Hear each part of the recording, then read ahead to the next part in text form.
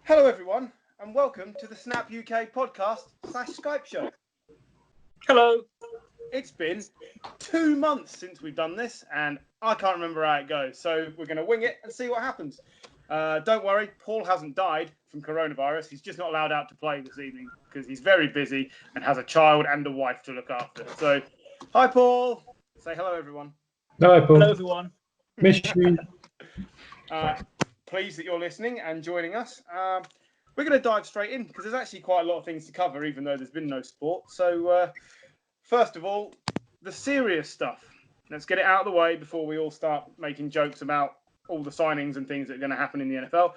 Gentlemen, thoughts on Black Lives Matters, the horrible death of George Floyd, and all the other things that have been going on while we've been away? Because I think it's important that we cover this topic. So, where would you like to start with this? Should we start with how the NFL have covered it? Because I think yes. Should we take it back all the way back to Colin Kaepernick? I was going to say, you could say that Colin Kaepernick was a bit ahead of his time, really, because this all started for the NFL. This all started in 2016 when he initially sat and then knelt during the anthem. It all kicked off. Owners got upset. The NFL got upset. Donald Trump got upset.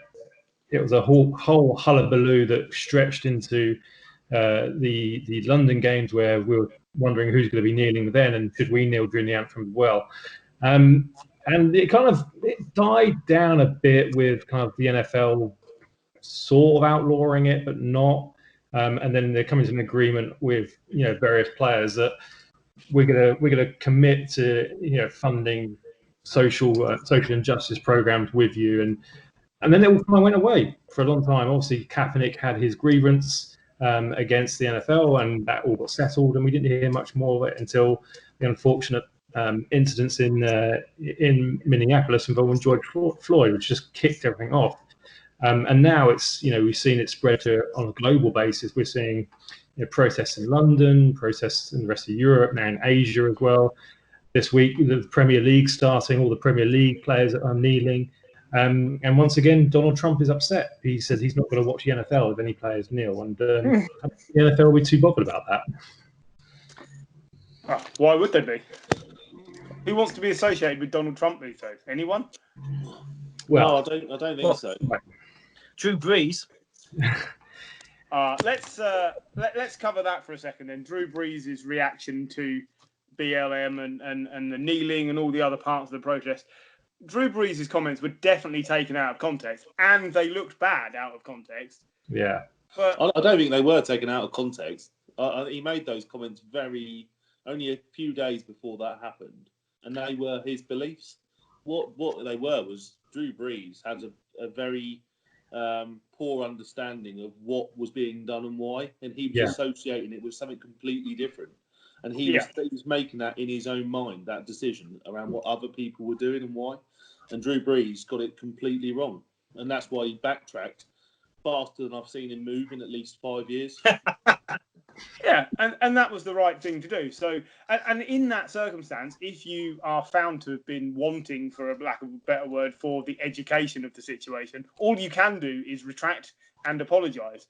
Well, Alvin Kamara said, like, the black players in the dressing room went to him and told him why they were upset with what he said, and it's going to be come up again and again. It's the education of it, isn't it? That's what it is. And Drew Brees has other controversial opinions on other matters, which we could go into, but let's stick to the theme. But yeah, he has backtracked. He's not the only one. But I think that's the thing. I think you look, as four white guys sat on a podcast, we're not qualified to really speak about this at all. We're giving our opinions. But at the same time, I think we all understand that there is systemic racism throughout the Western world.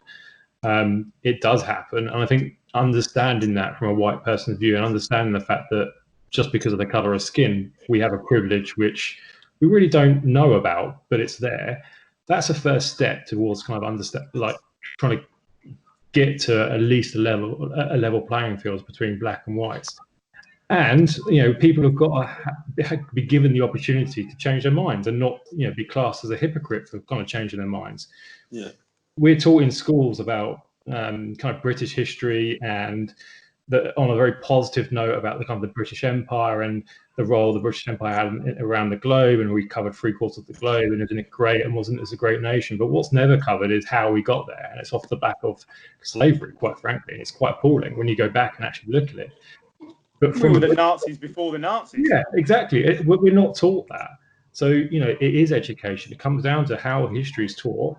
It needs to be taught on a level playing field, and absolutely, it needs to be. There needs to be every point of view that's taught from that.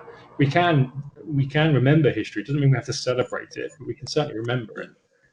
Yeah, I think that's the really important thing. Is I think that balance between making sure we don't celebrate what we now regard as wrong, that was seen as right at the time, because we don't persecute every German going forward for the rest of eternity, do we? Because we understand that it was a different generation, it was a different time, but we understand what happened and we learn from it, and that's why I've been to a concentration camp in Prague, and on the outskirts of Prague, and I've been and seen it, and the reason why these things still stand is so that we can go and learn from them to understand and ensure they don't happen again. That is why they leave things like those kind of places still stand. That's why they're not all bulldozed, so it's really important, I think, that we do learn, and I think keep the conversation going. I think that's the most important thing. I listened to a radio show the other day on my new very long journey, and it was talking to a guy from America who was a musician who actually has spent time with with the Klan, changing just building relationships with people, and actually not converting people, but people have left the Klan just through forming a friendship with this one black man. Hundreds of people have left, and it was just really interesting to hear him talk about he decided that it was part of his responsibility to change the society he lived in, and part of that was to drive change through just trying to make connections with people. That was it. Yeah. And it was a really powerful interview. But I think that is the key. You have to keep the conversation going and learn from the past. The Patrick Mahomes and the other black players released a quite powerful video as well, and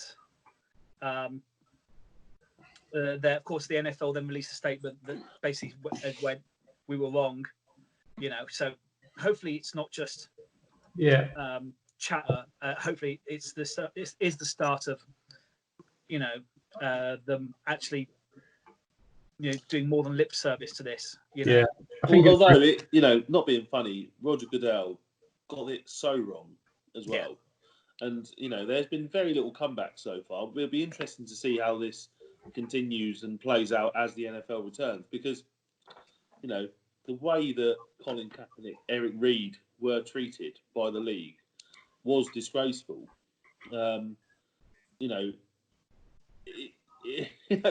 There's got to be some kind of retribution at some point for that. I think one of the things I'm waiting for, and to your point, John, I think it was really important that some of those top stars got involved in this. It wasn't, and Colin Kaepernick was a big star, but at that point he probably wasn't. He was on his way out, and Eric Reid's safety, they never get the publicity. But we've seen the NFL respond. We've seen the NFL players come out and make a very strong statement, and most of the players, Drew Brees aside, seem to be behind the movement, which is great. And there's a lot of white quarterbacks that have also come out and said and been behind it, and the quarterback is the leader of the team.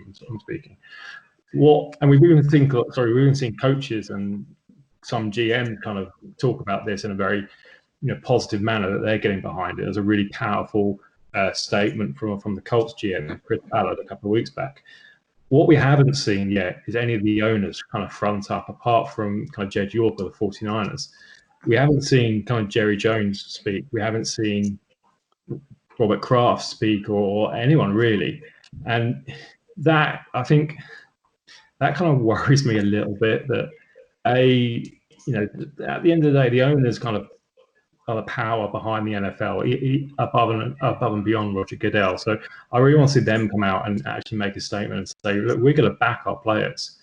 You remember kind of when the Texans, the arguments between the ownership there, McNair and DeAndre Hopkins, which never really sorted itself out. I think the NFL needs to see the owners come up, on the whole, kind of 30-odd very rich old white guys come up and say, we're going to back the players as well. We're in this with you. I want to see Jerry Jones kind of come out and say, yeah, this is wrong. We're going to help do this. Because, we talk about the Rooney Rule. Well, hiring actually comes to hiring of coaches and GMs and kind of senior personnel staff comes down to the owners.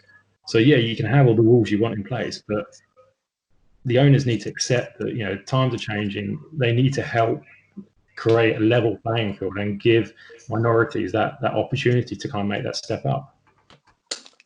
Do you not think, though, the reason you've not really heard anything is because when you've got that much money and that much power, you don't care what anyone else thinks. You can change the Rooney Rule all you like, but until Jerry Jones, Robert Kraft, and 27 of the others actually have to move on, you're going to get this is why equality is limited in pace, because once people are entrenched and have power and money, they don't have to change their opinion.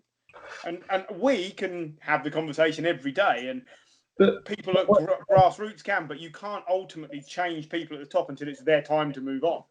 Yeah, but the thing is, especially when it comes to the NFL, even if they do move on, they're only going to leave their club to their son, their daughter, or whoever it was. So it's never going to be they're never going to make an equal player. I'm not saying they should suddenly give up and let What I'm getting is Stephen Jones is of a far different generation to Jerry Jones. So when Stephen Jones takes over, you would expect a shift in momentum or a change in position. Yeah, but there's no reason why that can't happen now. We're not asking them to sell the club. All I'm saying is come out, make a statement. 70% of your playing staff are black. Yeah, you don't have a team without black players in the NFL, quite frankly. So come out, back them, be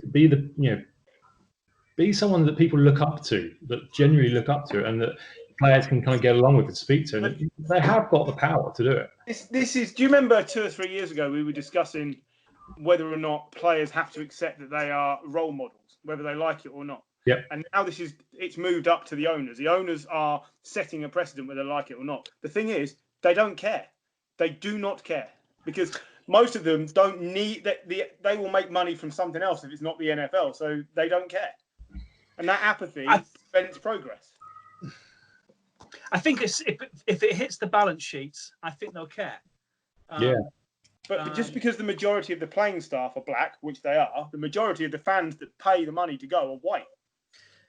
But is that just because they can afford the tickets? I mean, let's not be... Quite possibly. I'm just telling you what the stats tell us. Is 70% of the players are black, but 85% of the fans that go are white. And it's not just generational, because we've had 2 new players in the draft this year. The kicker for the Patriots, Wasser. What he had a 3% tattoo, which is a really bright ring, which he has. I think he's having removed, or he's had it covered up. Yeah. But he's still got that affiliation with them. And Jake Fromm, the new Bills quarterback, his texts were unveiled, which said he wanted to pass guns. How do NFL teams not know this in advance and not think, right, we're sticking clear of that? They must know. You can't miss a tattoo. And if some guy can release texts from years ago surely they must know that he holds certain opinions that maybe don't fit in. And also, I will point out, he's 21 or 22. So if you release text messages I sent to John 5 years ago, no, please don't. But I'm making the point that people's opinions change, or they are taken out of the context of the conversation, or whatever it is. And whilst it might not be right, when that gets dumped on the world, it's not how you judge someone. I think it's also difficult for us to comment properly on American culture and how beliefs are held. So we know from what we learn around America. I've been to certain parts of America, but America's a very big place, and it does have very deep set beliefs in different places, and their cultural change will be different to cultural change across the world. And, it's difficult for us to commentate on that properly because we don't really understand it. We could get Duncan on to talk to us about it a little bit more, but, realistically, it's around how we educate ourselves about America, really, isn't it? But we we don't really truly understand all of it. If we're Can I ask then, where is it acceptable to draw the line of change and progress? So we've all seen that at the NASCAR and various other sporting events, they've now banned the Confederate flag, even though it was never the actual flag. That symbol is banned, and you cannot. And people have been driving around the outside of the stadium, flying it out of their pickups because they're idiots, right? So that's banned. We've had statues of NFL team owners. The guy at the Redskins removed because he refused to integrate his team. Where do you have to draw the line? A bit like you were saying with the camps. The concentration camps are there for a reason, to educate people. Where do you draw the line with symbols from the past? Because they're now talking about, in America, changing the names of loads of different buildings and bases and things like this because they are representative of things from the 1860s in the Civil War. I think if things have been named after things in celebration, that's one thing. Isn't it? You know, I think that has to change, doesn't it? So I think that's you can't celebrate stuff. It shouldn't be. You can't have things like that. Yeah, it shouldn't be. We have in this country, we've had like lots of comedies taken down off of streaming services, and I don't think at any point a black person's been asked. No, it's sort of this John Barnes decision by middle class white men. And what needs to happen is people need to talk to black people and ask their opinion, and that is what's going to be the difference. Basically, I think at the moment they're not being asked, and we need to have they need to be part of the conversation. Then we have more approach to equality, and that will be the difference. At the moment, we're now in a phase of sort of like white guilt, and we need to get over that, and we just need to talk to them. We need to get their opinion. That's how we'll be educated, and that's when we'll have better decisions. I think that's you're asking for mass sensibility. The point Gary made, that you draw the line between celebration and remembering. Yeah. Like you can't, like there's no. When the Soviet Union crashed, they pulled in Russia. They pulled down the statues of Lenin and Stalin. Although one has just gone up in Germany for some Leninist, communist type party. Yeah. Okay. So I'm just letting you know that. On the whole, there aren't that many statues of Lenin, Stalin, or Hitler, or Pol Pot, or whatever else, other dictators. Equally, there are no statues, commemorating, rats during the Black Plague. Doesn't mean we forget about the Black Plague. No. We don't forget about fascism and communism in the world that kind of there were horrible, terrible wrongs, but we don't celebrate it. And we don't kind of say, hey, wasn't this great? And we put up a statue. No, there's going to be statues which are going to be controversial. Like Churchill is a controversial figure. In Britain, he is revered, rightly so. He pretty much led us during World War II and was a massive factor in winning World War II. But if you speak to people in India, or you speak to people in the Channel Islands even, they can't stand Churchill. Oliver Cromwell's another one. The Irish hate Cromwell. We revere him. So there has to be a balance there. And it has to be, respectful, but also, to kind of John's point, other minorities and black people should be consulted. And let's actually listen to them and not just pay lip service of consulting with them. Do-gooder white people are the worst. They're terrible. Right. Moving on, because as much as we need to have the conversation, it breaks you a little bit inside. Let's talk about some news and things that have happened while in the 2 months, basically, while we've been away. I'll throw something out, then you guys feel free to join in. So, teams are talking about signing Antonio Brown. What's going on there? The Seahawks and the Ravens have both apparently had discussions about signing him. Is this more folly? Will he actually make it back? Really? Anyone? Someone will take a punt. You took a punt on Josh Gordon. He's re-registered as well, by the way. Yeah. But Josh Gordon has a drug dependency issue, whereas Antonio Brown is just bonkers. Just has issues. So, which one would you rather take a punt on tomorrow? Well, which one's got more upside? Well, I'd say they're similar. Josh Gordon did it for one season. If I'd got to pick one tomorrow, I'd take Josh Gordon because I think Antonio Brown's just. I'd take Brown. He's just press coverage. I wouldn't take either. But No, I'll be honest, I wouldn't take either. If either of those rocked up at the 49ers, I'd be pretty angry. Well, they might do because Debo's broken his foot and he's going to miss the first 6 games of the season. It's not going to happen. Well, you might need somebody. What's your wide receiver cupboard like at the moment? We've got Brandon Ayuk. Excellent. We've got Kendrick Bourne, we've got Richie James, we've got George Kittle, who's a tight end, but he's a pretty decent receiving option. Yeah. And then there's another one. And what's the Trent? Trent, what's his face? Gary, help me out here. Well, you're asking me to talk about 49ers wide receivers. I gave you all I'm giving you. Yeah. After Taylor got rid of all the big characters in the first year, they're hardly going to go, well, now we're on the precipice of something amazing. Let's bring in dickheads. Yeah. That's exactly the point. And right, you've got to be a special kind of coach. And I think actually Pete Carroll's probably one of the few coaches in the league who could handle someone like Antonio Brown. But why would you take the risk? I wouldn't. Because he's in a very difficult division. Yeah. Yeah. There's 2 teams in win now, isn't it? Really? Yes. And have choked when it matters in the last couple of years, and a Brown would help. Well, when you consider that Seattle's best wide receiver addition so far in the offseason was Philip Dorsett, I suppose they perhaps do. Yeah, do they need another number 1 wide receiver? They've got DK Metcalf. They've got Tyler Lockett. If Tyler Lockett's going to be fit for the year.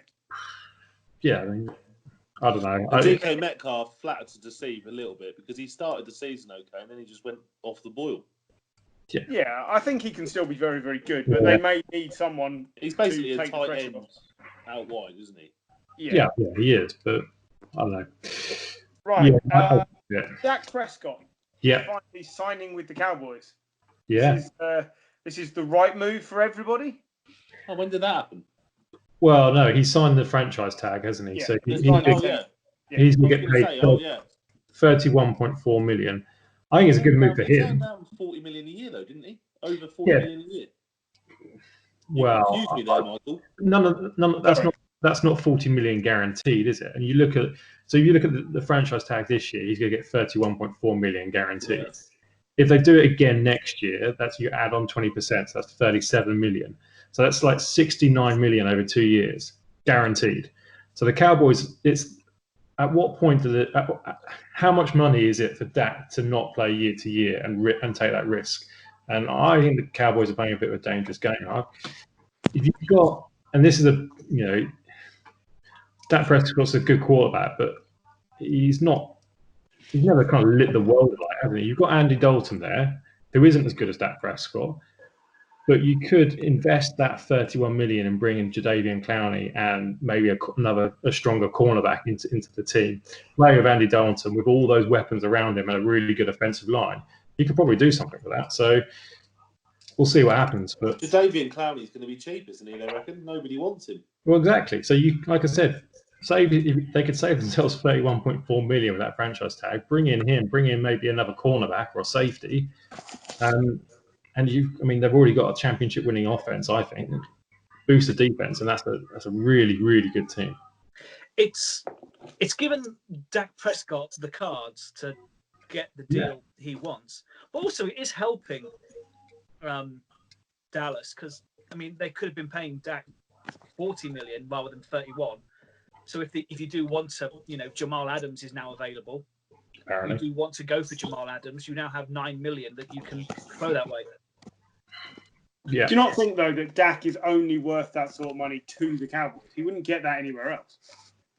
I don't know. I think that market's moved. You look at Goff, Garoppolo. But just look at him. He's not a top. Look at his stats. 7 or 8 producer. Don't look at his deal. Look at the stats. Didn't he have what the agent is putting in front of him, saying, "Well, this all says I'm a top 10 quarterback, and I've been for the last 3 years." And he had the second most passing yards last year, didn't he? Yeah. He's put up some numbers, but in terms of winning, basically this year is going to tell whether or not he's actually been held back by the coaching there, or whether he's reached his ceiling. And my concern is he's reached his ceiling anyway. It's not just the coaching. Well, maybe that's the point. Maybe that's where the Cowboys are going and saying, right, we've got a new coach. we like you, Dak, but we want to make sure that you work with this new coach in a new scheme, and it works out well. Given everything that's going on, though, it doesn't bode well, does it? Because he, as good as Zoom or Skype calls are, you can't really have a decent meeting. They can't get out there and play with the new playbook and kind of really test it and see what happens. So he's not going to have the best of starts to what is quite a complicated new scheme. At least with Dak, if you're a Cowboy, you're playing behind the best O-line in the league, and that is going to help your stats. If you plonk Dak at the Jets or Dolphins, but then that'd be the same for everyone. But yeah, it does help his stats that he is in Dallas. Do you not think, though, that the worst thing that could happen this year is for Dak to get injured, miss a game, Andy Dalton comes in, throws 4 touchdowns, and they realise that for half the money they can have the same sort of player? Well, that'd be the worst. Andy Dalton is more or less the same sort of player. Yeah, that's why he's there, isn't he? Yeah. But it's a big thing for Dak. If you don't have the security of a long-term contract there, and you're playing on, it's easy to get rid of you. And I think that's a gamble because he can't honestly look at Andy Dalton and think, yeah, I'm 10 times better than Andy Dalton. On the flip side, would the Cowboys fans accept that? Like, really? I mean, I completely agree with you. I think Andy Dalton could do a job there with that offensive line and all those weapons. But is the average Cowboys fan really going to be that excited about seeing Andy Dalton? They'll be excited if they can win in the postseason, which Dak has not got near to doing either. Neither Dalton, to be fair. Yeah, no, that's difficult to do that when you're like only getting a 7-9 record every season. Well, then we shall see what they achieve. I just think they should absolutely rip up that division this year. They should do, yeah. Well, we'll see. I'm not sure they're going to do that. Anybody else got any other bits of news they would like to get to? Trent Williams signed a restructured contract, didn't he, Jim? He did, yeah. He's now 49 for at least another, I think, 3 years. Yeah. We're not allowed to franchise tag him. That's one of the rules in the contract. But good. He's one of the best. Well, when he was playing, he was one of the best left tackles, if not the best left tackle in the league. So Joe Staley retires. Straight replacement for Trent Williams, who's played in Shanahan's system before as well, so he should know it. So that's good. Someone mentioned it earlier. Jamal Williams has requested a trade from the Jets. Jamal Adams. Yeah. Williams on the brain. Jamal Adams. So probably one of the best safeties in the league. He wants out of New York. It's been rumoured for the last probably year and a half that he wants out from New York. And he's willing to go to 7 teams, and all 7 teams are contenders. Yeah, and all 7 teams would probably benefit from adding him because he is that good. The Niners. Yeah. I was going to say, the Niners are one of them. He said he's happy to go to, and I'd be quite happy to take him there. I suspect the price might be too high for a lot of those teams.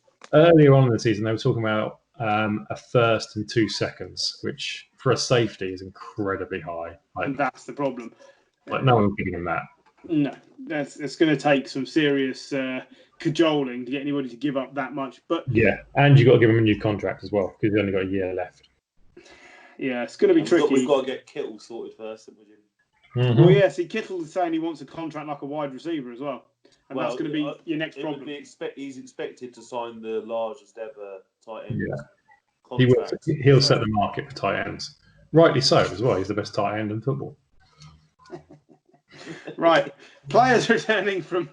I'm not talking about who's setting the market for tight ends. Players returning to training camps and things in amongst COVID-19. There's a lot of different opinions on how it needs to be done, which players feel safe and which ones don't. The McCourtney twins, I know, at the Patriots have come out and said they're sceptical of whether or not this can work. What do we think the chances of a full season, players not getting injured more than normal because they've had enough training? What do we think the chances of this going ahead normally are? I think you might see that the fixtures are moved around a bit. Whether they'll be able to do the home and away schedule, I'm not too sure. But, listening to what's going on over in the States, I think you'll definitely see it being played. They moved the NBA just to bloody Disneyland just to get it done. Yeah, but a lot of players have said no to that as well. I really don't know. That's terrible. Didn't Major League Baseball have 70 players test positive in the last 24 hours? Yeah. Exactly. And this is going to be the problem. You can Look. have all the will in the world and move the fixtures around, but if you get to a week before the season starts and a shed load of players test positive, it shouldn't happen. We've been lucky with the Premier League. The Premier League comeback, despite the fact the games have been a bit naff, has actually gone okay in terms of COVID-19.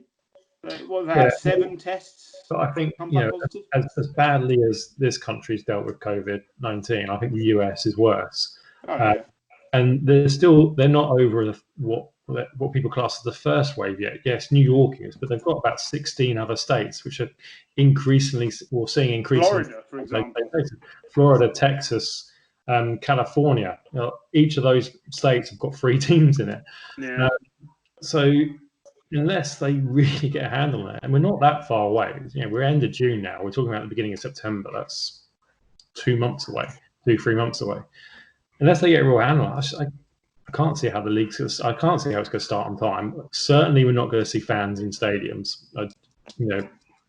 Just each team has 90 players for their squad at this point in the season. And all the staff as well. It's like it's over 150 people in the team, probably more. So I don't understand how it's going to be done safely. But they'll probably still do it because American. That is exactly it. I think we're sitting here thinking, oh yeah, this isn't it. I think they will just go, yeah, it's here, isn't it? Like, you know, the virus is here. Like, it's just get on with it. Cold. Let's just get on with it. I think they'll be playing. Honestly, I think there might be certain states they're not playing in, but I think they'll be playing. I wouldn't be surprised if there's fans as well. At Texas, they already have permission. How many people to go went to 50% of the stadium open? Yeah. Well, Donald Trump's rally, I know that it got hijacked by some TikTok people. So, like, 20,000 people were missing. But there was still, like, 20,000 people in the stadium. No, it was only 6,000, apparently. Oh, it should have been 20. That's still of 6,000. So you're 6, telling me that they're not going to be allowed to have fans in to watch the games? I think you're talking rubbish. They'll just give them disclaimers to sign, and then they'll make up some, like, story that anti-malaria drugs can help.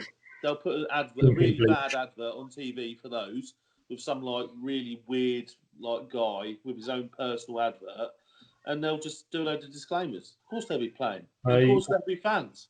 I sadly think you might be right there, Gary. My head's telling me that like they should not do this, but you're right. It's just it's America. The TV money is too much for them to say now we're not going to play this year. They're going to play. Those you know, really caring and, you know, moralistic owners you were just talking about, they're going to take a stand on COVID, are they?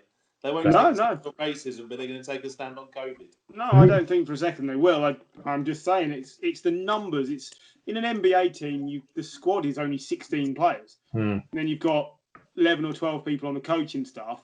That's far easier to manage than, like Jim says, 150 people on each team. And some of the states have said they will not repeal the stadium bans for fans.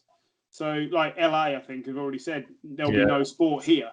So then that comes into confrontation, and this is what baseball's having a problem with the same thing. Everybody's confronting each other. The Vegas mayor was trying to get people back in. She just didn't even care. Like, right at the start of it. Yeah, I remember that. She was a bit of a Vegas is open. Vegas is open. They will play somewhere. I guarantee you. Yeah, I think you're probably right, but it's a conversation that needs to be kept going because if one person dies, one player dies, then it'll be absolute chaos. And I'm not saying that's likely. I'm just saying that applies to all sports. Well, that's what the NBA players are saying. We are in the minority groups that are worst affected, and yet you want us to all get together in one place and play these games. And there's these players are athletes. Their bodies are running at the red line all the time. Well, like yours? Moment, but no. Completely opposite end. But, you know, once the season has started, if they aren't careful, they will catch this because they are more susceptible to disease. Like Novak Djokovic today. Yeah. Well, yeah, you know, what an idiot. But... You know, he's an anti-vax guy as well. Yeah, he is massively. He won't even get a vaccine if there's a vaccine. But he'll quite happily have 6,000 people 4,000 people in watching the tennis. That is a special kind of special. That is. He is. It's bad when you're there going, well, I agree with Nick Kyrgios. Okay, moving on from COVID because we've all had enough of that as well. Yep. Anybody surprised that Cam Newton still is unsigned and floating around in the atmosphere? He's just waiting, isn't he? Do we think he plays first week of the season? No. First week. No, me neither, but it seems to be a thing. While we're covering that and back to what we started with as well, there's so much conversation about whether Kaepernick will come back, and we've banned it for the last 2 years on here. Can we say, even if he was right, which he was, he's still not coming back to play in the NFL? It's been 5 years. I think someone might sign him. I think he'll get on a team. He'll be rubbish. I don't think it doesn't matter. He can't be rubbish. He can't be as bad as Peterson or any of the Steelers backups. Like, surely. Yeah, but he's had 5 years, no games. Yeah, but he's still fit. He's kept himself fit. Most of the backups. It's just throw and catch. We talked about this before. I think if you're a team with the right system, it's worth bringing him in. Like if you're the Ravens with Lamar Jackson, I know they got RG3, so it kind of rules them out. If you're the Texans with Deshaun Watson, who gets injured a lot behind a terrible offensive line. Yeah, that's what I was going to say. The Texans make sense. Or even the Seahawks behind Russell Wilson. Yeah. It's a similar. Yeah, I agree with you. Didn't they? Well, I'm going to bring him in for a workout, weren't they? Yeah. And Pete Carroll's already been talking about Kaepernick. I would not be surprised at all. Sure. You could have Antonio Brown and Kaepernick rock up at the Seahawks. Good Lord. Anti Lynn at the Chargers has been making lots of positive noise about bringing him in as well. They've got Tyrod Taylor and Justin Herbert. They've got nothing. Yeah, that's what they've got. They've got absolutely nothing, have they? You know, Herbert, you don't really want to put him in this year, do you? I don't know what. You don't really want Tyrod. I know, Griff, you quite like Tyrod, don't you? I think he's a serviceable player, but I wouldn't want him as my starter. But I think he's good enough. As backups go, he's probably one of the best 3 or 4 in the league. Yeah, and Tyrod or Kaepernick? Right now, Tyrod. Right now, Tyrod. But then on the flip side, and with a team that can't sell tickets, would you say Tyrod or Kaepernick? Kaepernick. Yeah. So that's the problem. He's going to be. He will be a media scrum, and teams don't like that. Doesn't matter why, they just don't like it. But the Chargers have got no fans. That's true. They'll get fans, especially in the LA. Like if he's suddenly rocked up on the LA on the Chargers team, I reckon they'll actually get fans. Anyway, the other teams that might sign him are the ones with absolutely no depth at quarterback. And I look specifically at the Steelers. Like Big Ben's coming off an injury. Is he fit? Is he going to stay fit? We saw last year. Apparently, he's the fittest they've seen in years. Yeah, well, that's not saying much, is it? and then Griff, your Pats. Yeah, we could do with a decent backup. Absolutely. You could do a decent start. You've only got backups. Stidham will start. Stidham will play. That's Yeah, what they're going to go with. I believe Stidham will start, but like then it's hot. No, you haven't got Hoyer. Is he still there? Yeah, it's Hoyer. Yeah, they signed him back, didn't they? Yeah, I think they genuinely seem to believe he is a 16-game starter. Yeah, and maybe he is. But and how awesome! You will have to admit how awesome Belichick is if we win 10 games with Stidham. I mean, it's pretty much nailed on that Belichick is going to the Hall of Fame and is probably one of the top 3 head coaches of all time. Like I think we can all agree that. Yeah. So, but yeah, I think he'll be desperate to win a championship without Brady. If he gets double figures on a team with Stidham and no tight end, then he'll have done phenomenal things. I think it's 8-8 season at best, but it's they obviously have some faith in him. Yeah. I don't know. I only saw him throw 2 passes last year, and one of those was picked off. So I'm not exactly thrilled. But did anyone see the picture of Gronk in his new Bucks uniform, which that he'd basically been doing lots of drugs whilst he was in WWE? Yeah, allegedly. It was very upsetting to see the 2 of them in their Bucks uniforms. It's the first time it really hit home, but Well, Brady needs to be careful because the older generation are more susceptible to COVID, and Florida is wide open. So be careful. Be careful. It's very, very true. Any other news we'd like to get to? No. I'm gonna say that's a no. Everybody's drawing a blank. What would you like to do first? Would you like your one more thing. I got one more thing. Go on. Carl Shanahan signed a new contract. Oh yeah, you want to talk New about that? 6-year contract for Carl Shanahan, so I'm really happy about that. Gary probably isn't. I wait. You remember 3-4 years ago he signed a 6-year contract, and then Then John Lynch obviously got his 6-year contract. I wouldn't be surprised if over the next couple of weeks, John Lynch also gets extended, because I think they've proved to be a good team. They've turned that roster around, and they nearly won a Super Bowl. That's teams that nearly win Super Bowls. Yeah, I've heard about them. What would you like next? Would you like your Don Shula quiz or straight into boom or bust? What would you like to do first? To the quiz. Do the quiz. Let's get it out of the way so Gary can wake up again. Right. Because I suspect there's going to be some hardcore cheating because people confessed in advance. We're going to do question and answer straight after each other. We're not going to leave you to look it up. So that's what we're going to go with. Okay? To be fair, you gave us a heads up and told us to read up on Don Shula. Yeah, I didn't say have the Wikipedia page open at your disposal. Anyway, ready? 10 questions. Don Shula. The reason for this being Don Shula passed away aged 90 and is the most winningest coach in NFL history and the greatest coach. Regardless of what you think of Belichick, who may or may not overtake him at some point, Don Shula pretty much did everything and is the bar, if you like. So I think certainly put him in the top 10, but yeah, he's there. He sets the bar for what's to be expected. Right. Question 1. Which team first employed Don Shula in the NFL as defensive backfield coach in 1960? Browns. No.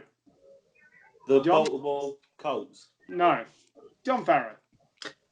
Wait.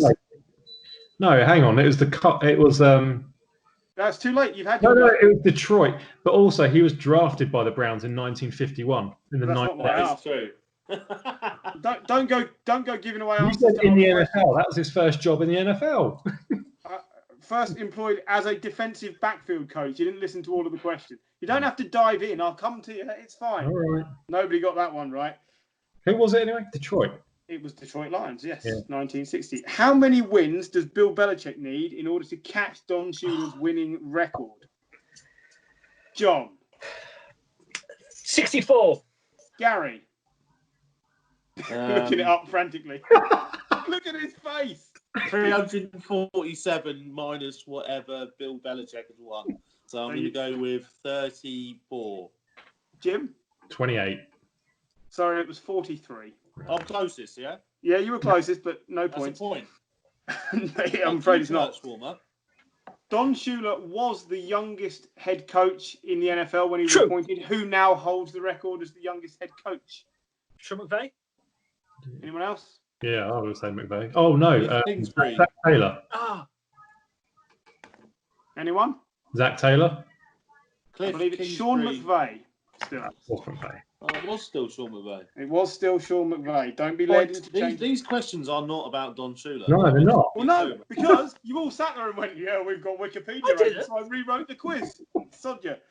I thought it'd be hilarious to come last.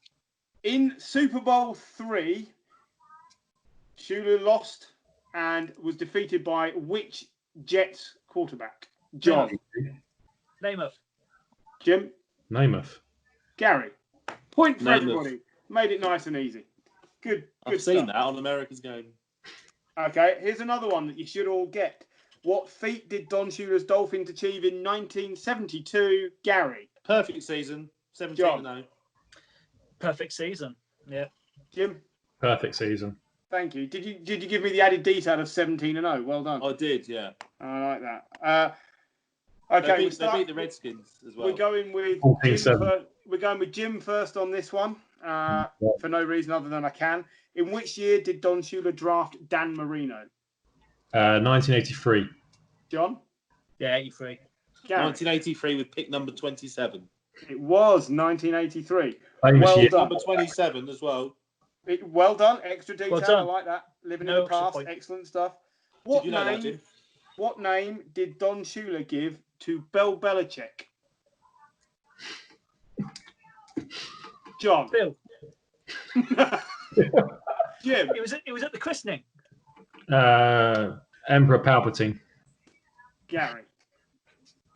Bill Winnercheck. Oh, you're so close. It was Bill Belichick. Oh, He called him in an interview, which I quite like. that's close. I knew it would be something like that.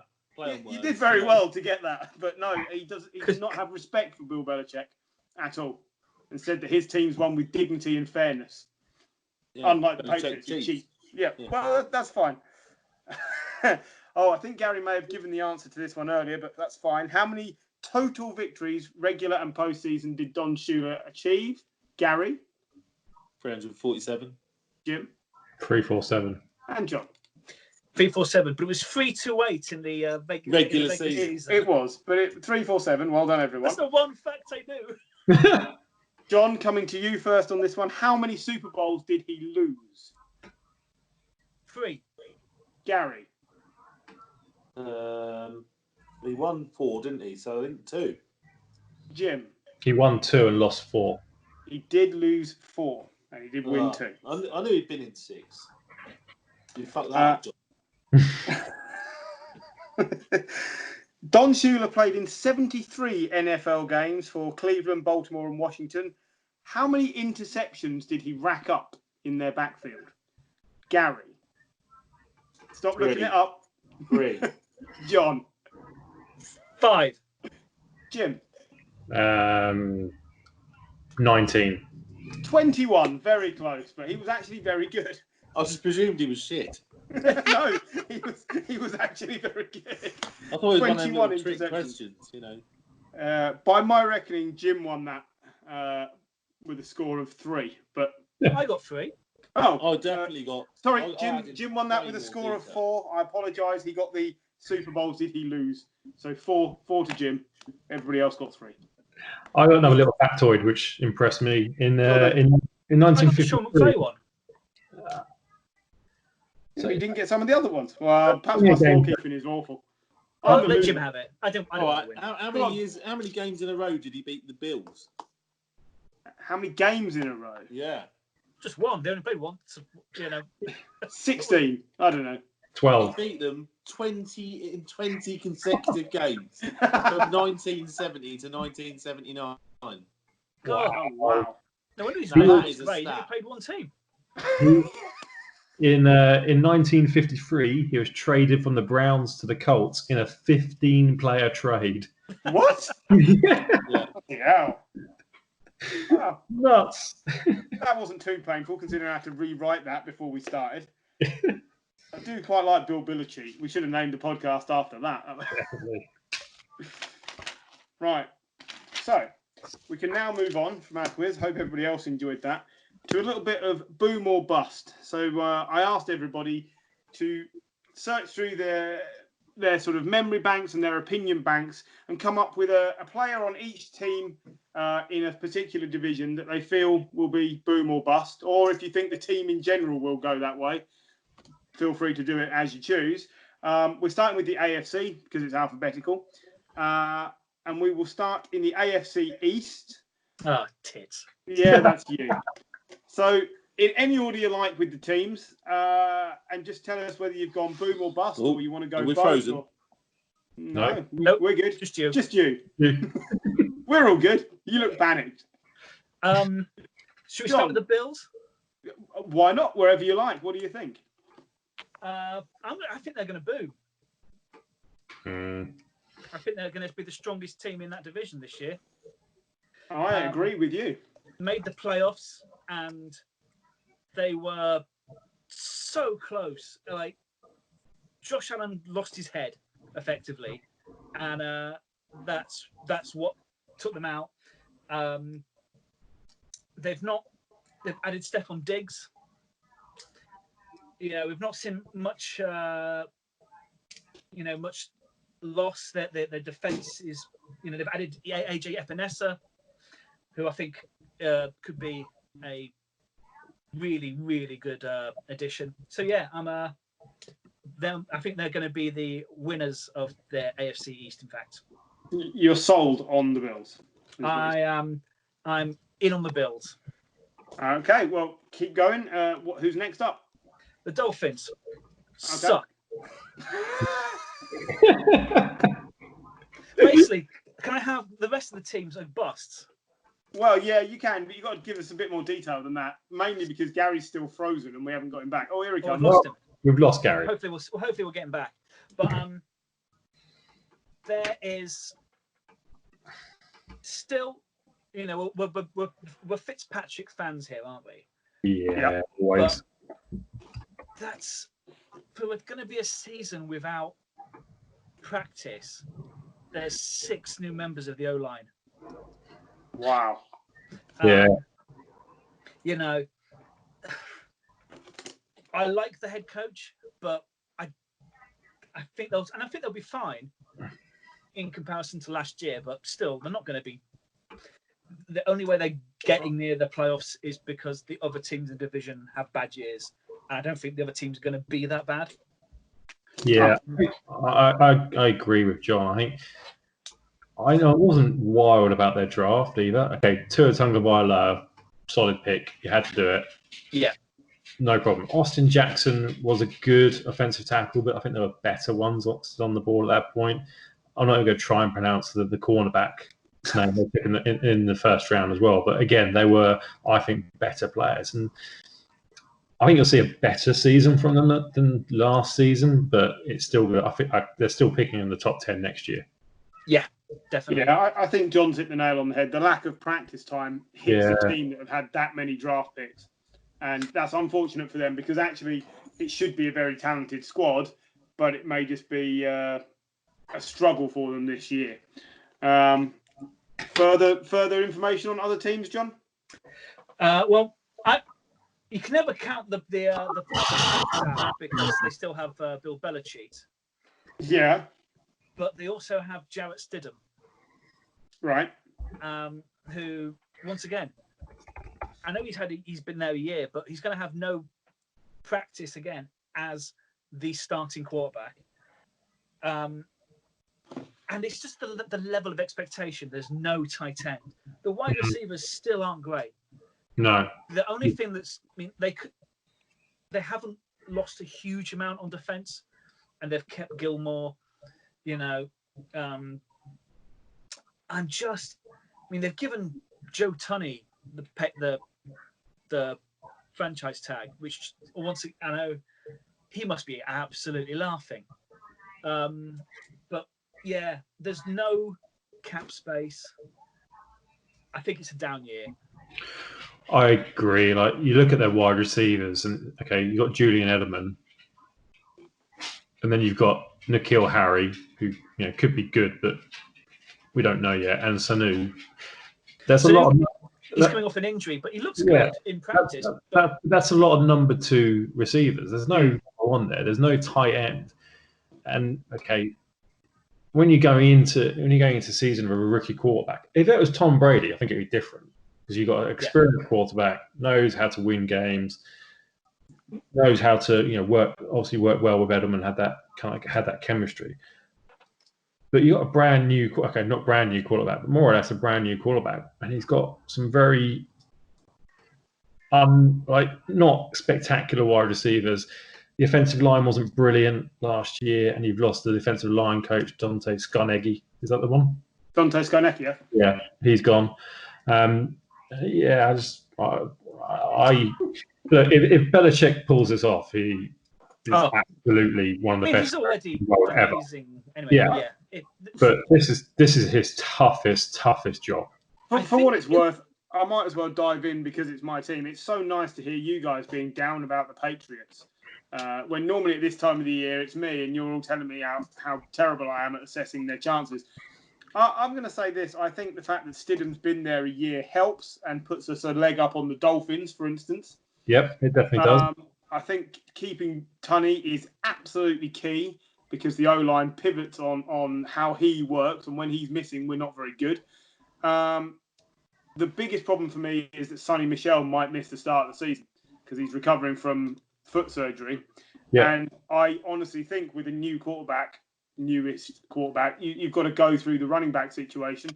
And we may not be able to do that. And the start of the season is when we should be strongest because people won't have much film on Stidham. So if we don't get off to a good start, it could be an awful year. That said, you don't know. The Tom Brady story gives you a little bit of hope that regardless of who the quarterback is, nobody had heard of Jacoby Brissett. Nobody had really seen Jimmy Garoppolo. So I'm not as down as I thought I would be. The tight end situation just irritates me. How have we not dealt with that? Well, you had the opportunity in the draft to deal with that. And even in free agency, there's a couple of tight ends you could have picked up that were serviceable. Yep. But yeah, I don't know. You just look at it on paper and you just go, no. I think it's what the team needs. I think they need a down year. Yeah, to could be fresh. I think it's all part of Belichick's master plan, and he's going to tank this year to pick up an amazing quarterback next year and go back. You've said that for the last 18 months. You could well be right. Do you? I did wonder whether we might go in for Delaney Walker, who sort of retired from the title. I'd have taken him for a year over anybody we've got, and I'm a little bit disappointed not to see him be approached. And you've seen Belichick do that before as well. I mean, he had Martellus Bennett there for a year. He's kind of had Benjamin Watson there before. He's not abject to kind of picking up veterans. Hey, Gary's back, everyone. Gary's back. Yeah. Anyway. No, I think Delaney Walker would be a lot of money for a bloke who's only going to be there 5 games because he's always injured. Yeah, well, that's the problem. He's old. Yeah, so he is old. But yeah, it might help teach the younger tight ends a little bit about playing the position because they're all just inexperienced. That would be useful, but I don't see Bill doing it. Durability is definitely an issue. Right, you might as well finish off the AFC East with the Jets, who we assume will be terrible because they always are. Yeah. Well, who's going to be their biggest problem on the Jets?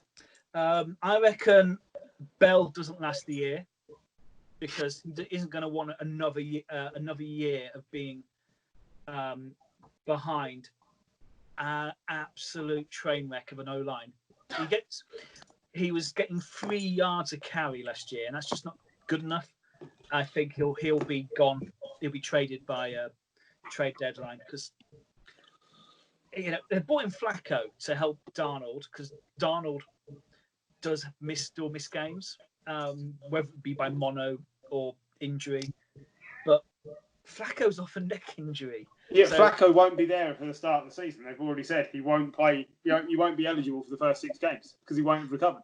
Yeah. So it's an awful situation for the Jets. And Sam Darnold has been disappointing though, right? I mean, I know he's playing on a bad team, but he's not been great. Still young.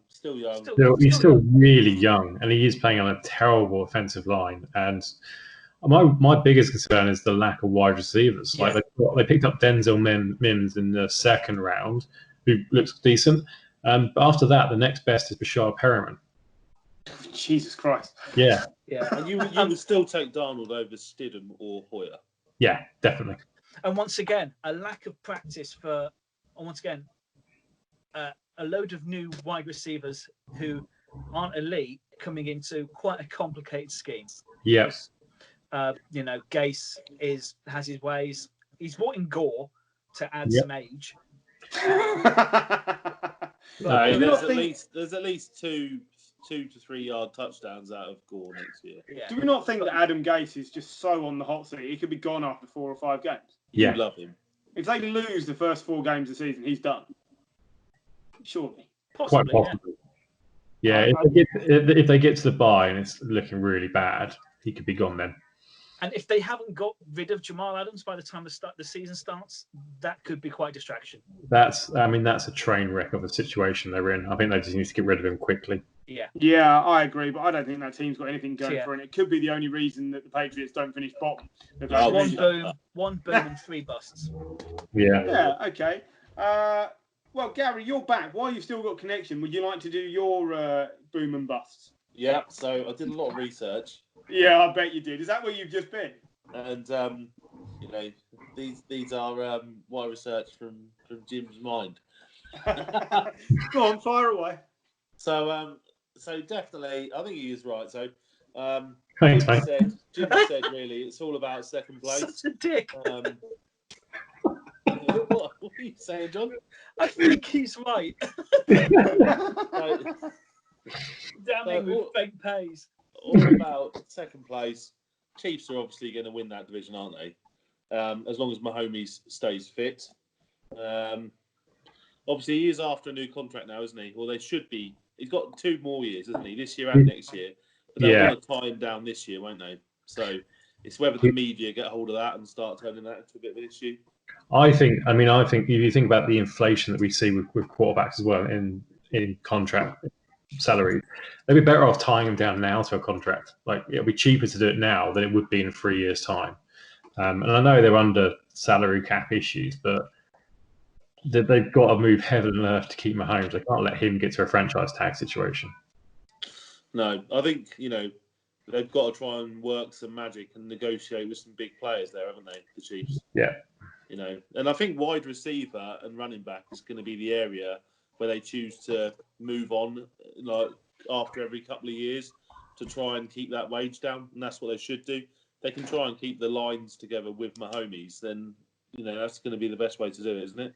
Yeah, and they've now got a rookie running back in Clyde Edwards-Helaire, who they took in the first round, who's meant to be pretty decent. So that I think, and the system that Andy Reid plays means that you can kind of slot running backs in as and when you need to. I don't think it matters about kind of what quality they are. So if he's decent, then that's a decent opportunity for them. And what's Hardman on a second-year contract now as well? Nicole Hardman, is he on second year or third year? Yeah, no, this will be his second year. Yeah, second so year. you got him for at least another 2 years. That's what I mean. So I think they've got. I think in terms of players that are going to be important this year, I think it'll be really important for him this year because they will have to look at some of their more veteran players and think about how they do move on. Yeah, you can see. I mean, in a few years' time, you could see Tyreek Hill leaving, and Mecole Hardman taking on that role. Yeah, so I think that'll be interesting. Broncos have obviously done quite well. Obviously, Jerry Jeudy and Melvin Gordon added to that offense. Is Melvin Gordon going to be any good though, Gary? Well, I think he is still better than the league average. If he's hungry and he wants to be there, I know you like those, the 2 running backs there, don't you?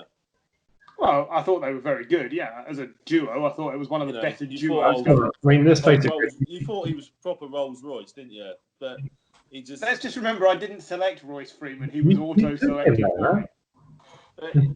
To be fair, the year before they did a bit better, didn't they? Last year they weren't anything amazing. No. Melvin Gordon is still a step up from anything they had there at running back, I would say. Yeah. They've put some decent wide receivers at the Broncos now. And obviously they think Drew Lock, is actually going to be their guy, don't they? What did he go, like 39 2 years ago? It was in the second round, but what do you think? Is he actually going to be any good? I think Drew Lock is going to be okay. I think I had him reasonably high when we did our mock draft, not last year, the year before, whenever it was. So actually, I do think, I think he will be good. I think Drew Lock will be one to watch. Do we think with the Broncos it's a case of get a quarterback you're okay and happy with and let him have 3 years to play in the position? I think they need to settle, don't they? Yeah. Because that has been they've been trying to find the quarterback to lead the franchise for a while, and I think they may well have settled on Drew Lock for at least 2 years. Yeah, I think that's fair. I really like the Broncos this year. I think we've mentioned the offense, so they've got the wide receivers. Jerry Jeudy and now Cortland Sutton as well. That's a good duo. Noah Fant's a decent tight end, and they've got 2 free running backs that they can cycle in there. But actually, if you look at the defense, you've also got Von Miller. Bradley Chubb coming back. Comes back. They traded for Jarrell Casey, the defensive tackle out of Tennessee, who's older but still bloody decent. They brought in AJ Boye and Kareem Jackson. Now, Boye is a really good cornerback, and Kareem Jackson is decent depth. So I really like this team. I like what they're doing with their team. Yeah. So that was Jim's thoughts on the Broncos. Good one. Chargers. So obviously, I think they're going to have to go with Herbert pretty quickly. I don't think they really want to start with Tyrod. The defense is okay, but they're just the team that flattered to deceive for 2 or 3 years, aren't they? And I've got a feeling that they are just going to be on the wane. Do you not think with the terrible O-line situation which they still have, bringing in Justin Herbert early he'd just be sacrificial? Potentially. He's not a mover like Tyrod, is what I'm getting at. Tyrod likes to move, does he? Tyrod's a mover. We know that he He needs to move like Tyrod. Yeah, he's able to escape the pressure, whereas Herbert is not the same sort of quarterback. He needs to be protected. Yeah, I don't think Herbert will start the first game of the season. Don't get me wrong. I think Herbert's a good pick. I think Herbert will be a solid quarterback if he's given the right environment to prosper in. But New England. There's just not very much going for the Chargers, is there? Do we all think that they're going to finish bottom of this division this year? Because I do. I think not like the Raiders either. Yeah. I think that Chargers team is destined for bad things this year. I think they are destined for bad things. I thought the Raiders had a terrible draft. Okay, tell me about the Raiders. What do we think the problem is? Defense. Yeah, well, the defense is terrible. You right there, Jim? You look a bit confused. Sorry, I was literally just looking at the Raiders roster. I just searched Raiders roster just to have a look through it, and I didn't know they'd signed Jason Witten.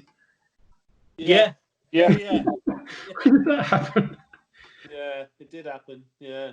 Well, it's educational. That kind of shock. I think Derek Carr's the better quarterback, but I don't think John Gruden agrees with me. No. So I think that's a problem because that means he thinks Mariota or Peterman. Nate Peterman. So he thinks one of those might be a better quarterback than Derek Carr, which I don't really agree with. I still think if Carr ended up at the Patriots, he'd be a very happy man. Oh, I'd take him tomorrow. I think they took the wrong wide receiver, who's now injured his leg after helping his friend move. Jim, do you want to elaborate on that story? Because that's literally all I know. It seemed a really weird thing that he was helping a friend move and injured his leg. And some reporters were a little bit suspect that that's what really happened. Yeah, I bet they were. Sounds made up, doesn't it? Yeah. So I don't think there's been moves through the draft. I don't think there's been any real kind of the AJ Boye trade. Apart from that, there hasn't been any hugely stellar trades gone on in this division. I think it's really about whether anyone can get anywhere near to the Chiefs and potentially get into a wild card. But I think the Broncos will have a better year, but I don't think anyone will come out of this. I think you'll only have one team come out of this division. Yeah, I think you're probably right. The Broncos. And Jim didn't even write that down for me. I did. That came from the heart. The Broncos, for me, have got the best chance of being a wild card team out of that lot. I've not been sold on anything the Raiders have done, but I don't think they're the worst team there either. I think they can probably keep up with the Broncos just about. But I think the Chargers will be well off the pace. Philip Rivers was a problem, but he wasn't the problem. And, signing a quarterback who can't move is not going to help. They are rebuilding the Chargers, and I think Gary's right. I think Justin Herbert will get decent playing time this year, and they're going to a rebuild year. So where's Keenan Allen next year? Is he still there, or is he gone now? Sorry, Keenan Allen's still there. Yeah, he's still there. They lost the wide receiver, didn't they? Tyrell Williams. Yeah. He went to the Raiders, didn't he? That's right. Yeah. For the Raiders, at least they'll have Josh Jacobs back, who, when he went, the season just... Yeah, they need that. Regardless of which quarterback they go with, they need him at full tilt. Yeah. But then we've seen teams with moves before as well. That never helps, does it? No. It will take some time to settle. Yeah, that's another good... Do you know who was good Zay for Jones them? in Las Vegas. That's true. Do you know who was good for them last year, who got no credit, mainly because he's an arsehole? But it was Richie Incognito, was actually really good there last year. Really good, yeah. And I think that does help whichever quarterback plays, and certainly helps Josh Jacobs. So if he can keep that form up again, they've got something, but the defence is terrible. It's just... I think Richie Incognito helps anybody whose lunch money he doesn't want. Yeah, I know what you're saying. Like, I don't like to credit He's a the man with proper anything. old school bully, isn't he? Yeah, he is, and he massive. shouldn't be credited with too much, but he was very good last year. So, you know, on a purely sporting note, it was a good signing. It was. Yeah. Oh, back to news. Yeah. The Chargers are this year's Hard Knocks team. Are they joint? Isn't it joint? Chargers Space. and Chargers and Rams. Chargers and Rams, but yeah, we haven't talked about the Rams. So yeah. Well, that's true. Tell me more about this. How this joint thing is going to work, because I've not seen anything about it. Well, imagine they'll be filmed and then someone will put it together and they'll put it on TV. Do you not think it'll just be the weirdest thing? Because what are they going to do? Film it from inside a Well, bus? they've already merged the logo, so yeah. Honestly, time between it until they merge the team and set up another franchise. One of those teams that is going to be an LA team, and there's going to be another franchise somewhere else. Yeah, I agree. I agree. It's all starting to happen. Within 3 years, the Chargers won't exist. It cannot sustain 2 teams there. It can barely sustain 1. I think you might find that San Diego gets its team back because they desperately want their team back. And that might well happen. A city of such sporting history, it's bizarre they don't have a team. Yeah, I think that they might be able to persuade the NFL. Do you reckon they go back to the Superchargers? I hope so. They should, just for the song. Hear that song again. Jim, you must have had the North. I did have the North, and much like Gary's AFC West, I also think this is a battle as to who comes second, because I think the Ravens are going to win this division.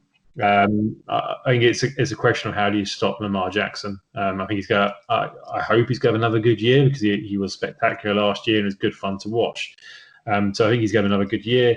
But my boom player from the Ravens, I'm looking forward to seeing J.K. Dobbins, the running back who they selected, I think in the second round draft. So obviously Mark Ingram's getting a bit older. I think he's still going to play a part. I think J.K. Dobbins could be a really strong asset for them. I'd like to see them have a few more wide receivers, but they don't really need. They're not going to throw the ball anyway, so it doesn't really matter. Bengals are picking in the top 10 again next year. I think Joe Burrow will be fine. Really like T. Higgins, the wide receiver they picked up. But this is a roster that's rebuilding. Zach Taylor needs experience. The quarterback needs experience. The offensive line is going to be pretty much all new players, or at least kind of very inexperienced players. Jonah Williams, a first-round pick from last year, comes back. So, you know, they've essentially got 2 first-rounders who are going to be starting the year. So, yeah, they're picking top 5, maybe top 10 if they're lucky. Browns, it's all about whether Baker Mayfield melds with Freddie Kitchens. This is now his 4th head coach, if you class Greg Williams, who was the interim head coach when Hugh Jackson got fired. And we said it before after the draft, this year is a make or break year for Baker, because he's now got the offensive line in front of him. They took Mekhi Becton, didn't they, in the first round? Yeah. So they've now got that left tackle. They brought in the right tackle from the Titans as well. So that's a decent offensive line, and it's all on paper. This team still looks superb. You look at all those big names, and you're like, how are they going to lose? I think Nick Chubb will have another fantastic year, alongside Kareem Hunt. Austin Hooper. Yeah, Austin Hooper is there, who is was quietly one of the better tight ends in the league last year. Like, he didn't get the plaudits that kind of Kelsey or Kittle got, but tight end's been a problem for them. The Count's been okay, hasn't he? But he's not consistent. No, and I think Njoku it will benefit him to have a veteran tight end there to learn from. And let's face it, if you go 2 tight ends with Njoku and Hooper, and you've got Landry and Beckham, and then Nick Chubb or Kareem Jackson or Kareem Hunt behind you, then how do you not win? Steelers, it's all about Big Ben. Is he fit? If he gets injured, the season's over. Can Juju be a number 1 wide receiver? I don't think he's really made that step up, but it's not fair to kind of judge him from last year, because he is playing with absolute dross at the quarterback. And similar with James Conner, can he step up to be a proper number 1 running back? He was brilliant the year before last, but last year he was again pretty average at best, and that defense needs to carry on what they're doing last year. So yeah, that's the AFC North. All right. Well, thank you.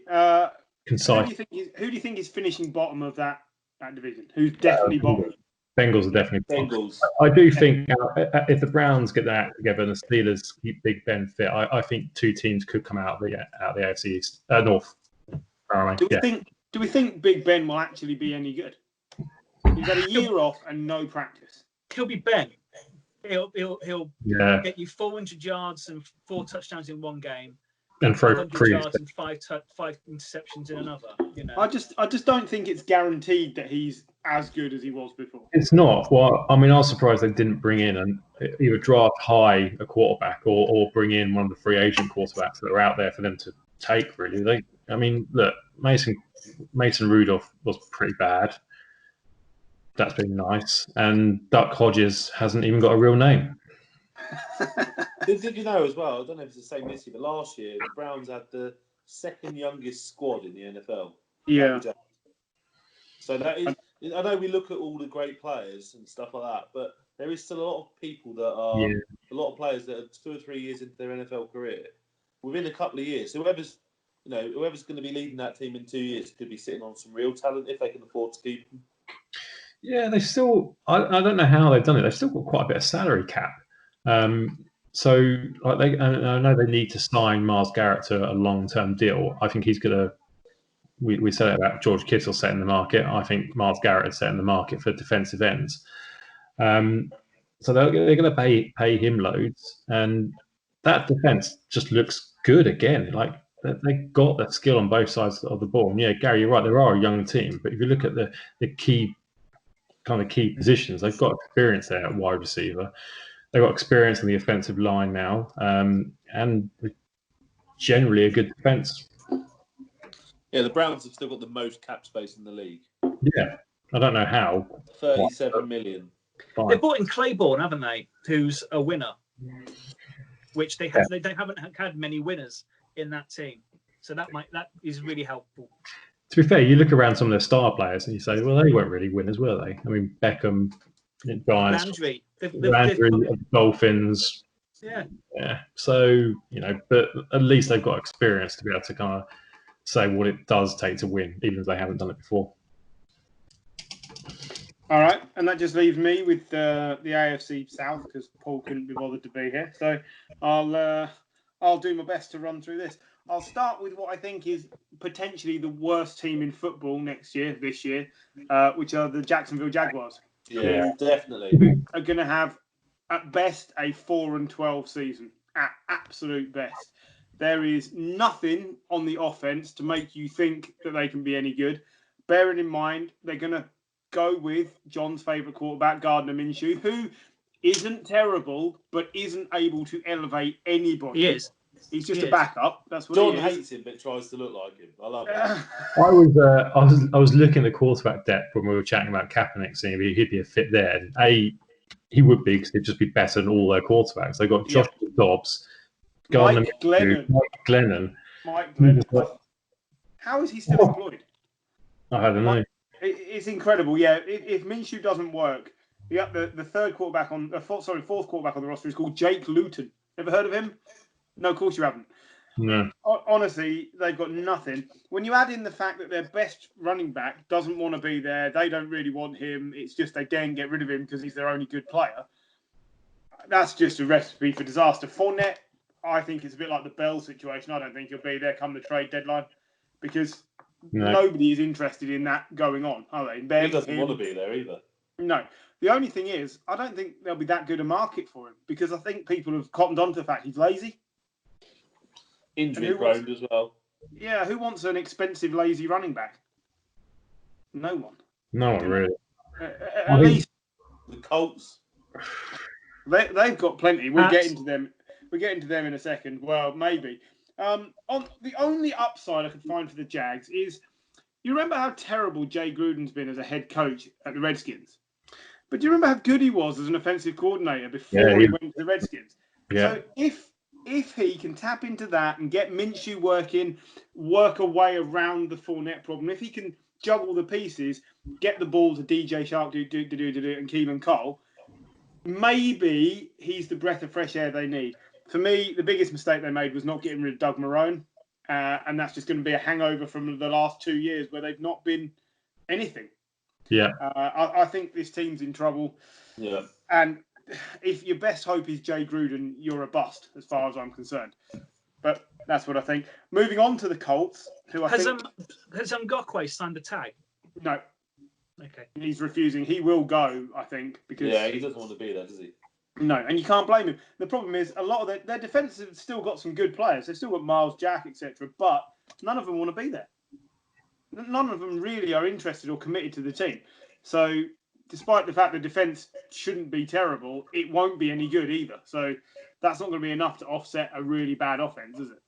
Like I was saying, the Colts have gambled on bringing in Philip Rivers, which for me is a massive bust because whilst he wasn't at fault for everything at the Chargers, he's also not able to move. Yeah, but I think the Colts have got the best defensive line in football at the moment. Yeah, they do. I think he's still going to throw. I think Brady should have gone there, really. He's still going to throw 20 plus interceptions this season.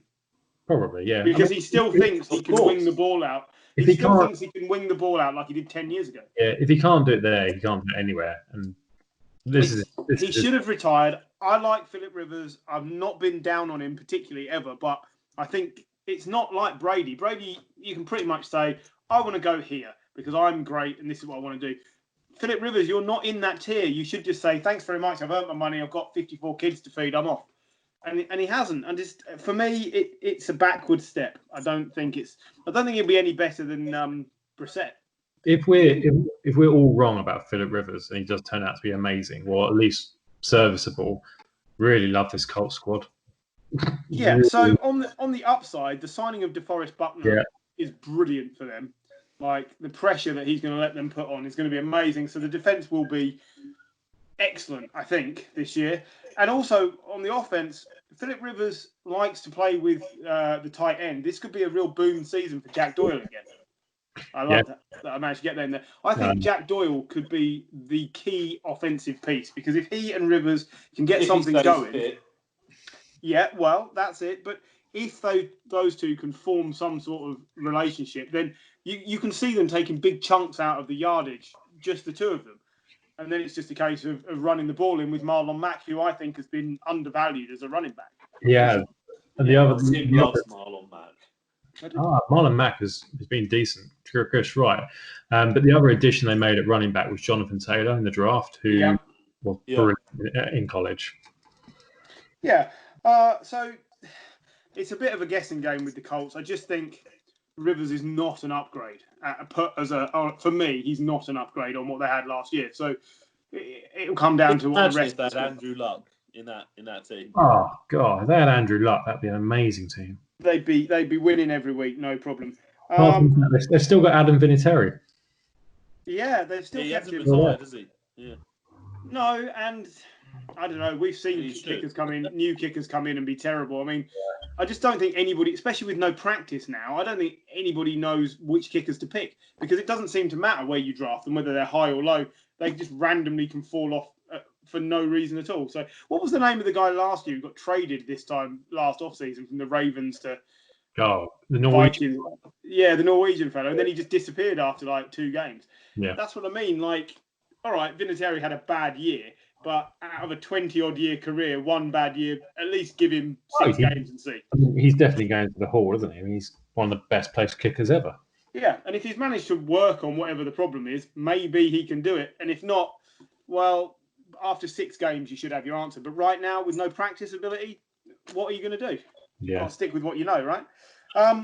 The Titans, everybody's surprise team of last year and a bit of a fairy tale. I think they can do it again. I really do. I think Tannehill has been an excellent upgrade.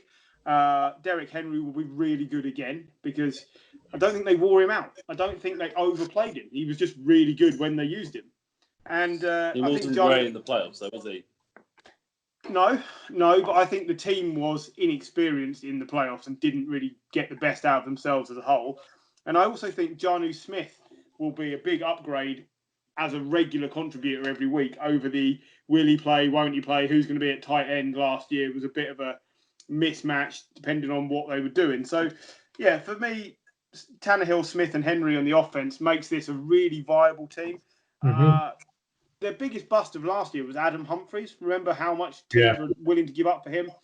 I think they will give him one more year to show, and I think he will still be a bust because I don't think he has Tannehill's trust, and I don't think the coaching staff know what to do with him. I'm kind of surprised they haven't tried to move on from him.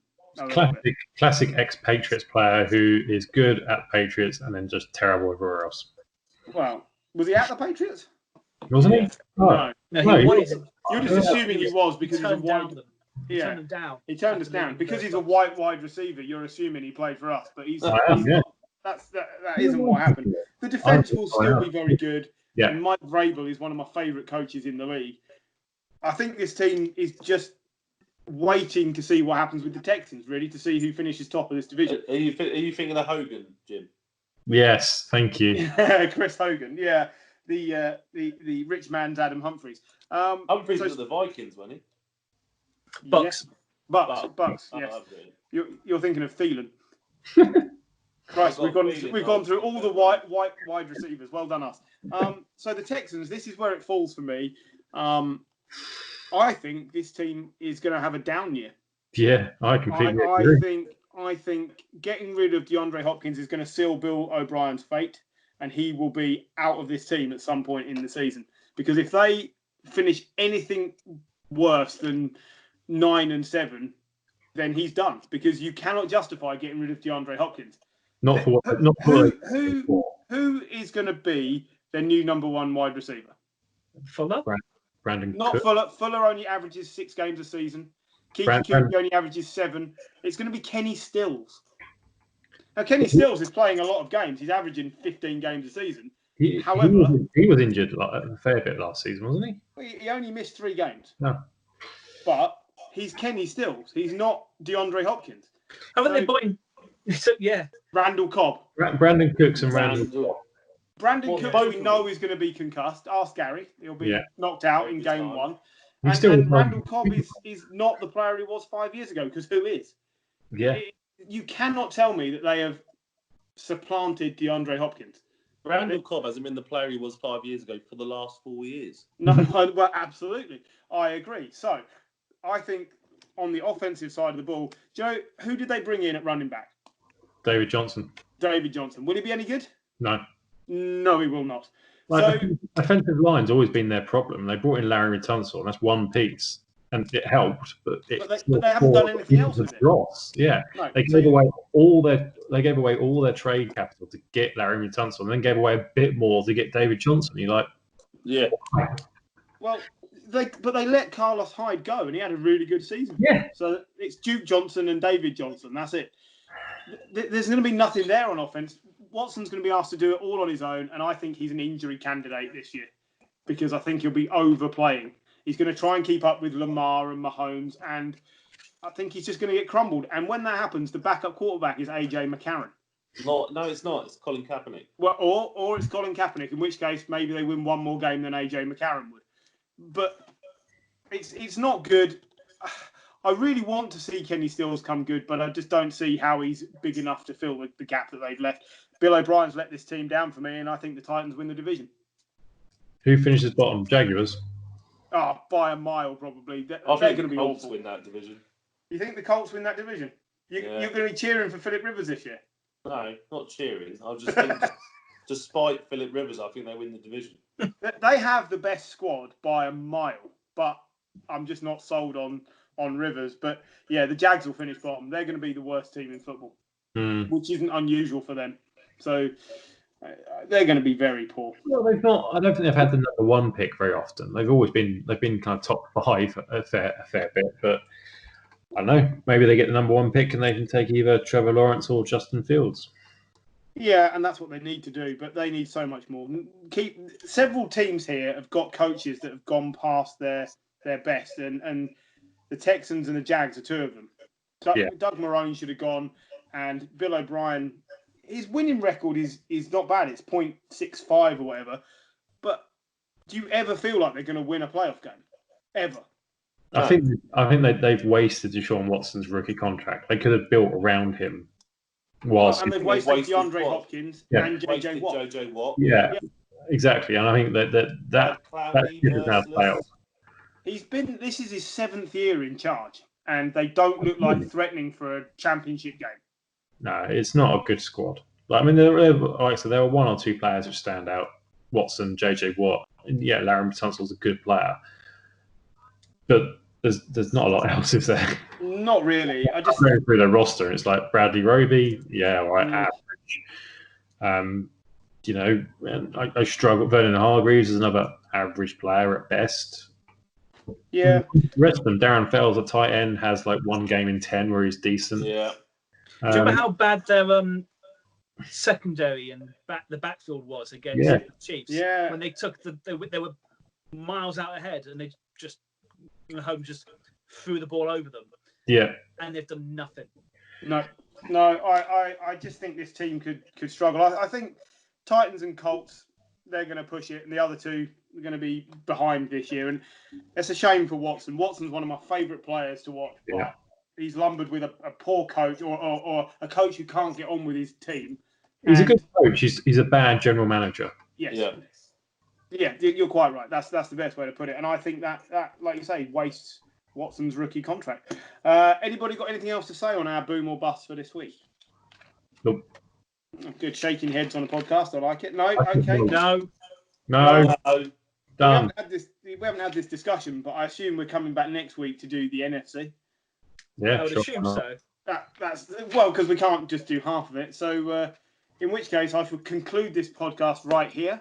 I've just remembered some news. You've remembered more news? Aldrich Rosas, the Giants kicker, he's got done for DUI. Being a dick. Yeah. Yeah. So the rumours are now they're looking at Gostkowski to replace him. Oh, really? That'd be a great signing. It shouldn't even be a rumour. Hang on, expatriates going to the team where they've hired the Patriots special teams coordinator. Yep. Done deal. Yep. Yeah, I think if that's right. I mean, didn't Rosas end up being like walking drunk up the hard shoulder of the road? He was like wandering about in his t-shirt and pants or something. As drink drive offences go, it's a bad one. No, it's not as good as the Welsh Rugby Union team who they got stopped driving a golf buggy down the M6 or the M4, didn't they? Remember that? Hey, sometimes these things happen. I was listening to a podcast the other day where they were talking about a coup that was supposed to be happening in an island off the African coast, but the guys who were going to stage it got drunk on the plane on the way there and left their guns in the airport. That's true. I was like, oh, well done, guys. Well done, you. So there you go. We're not all as daft as them. But I shall bid everyone farewell and speak to you next week. Goodbye, everybody. Bye-bye. Bye.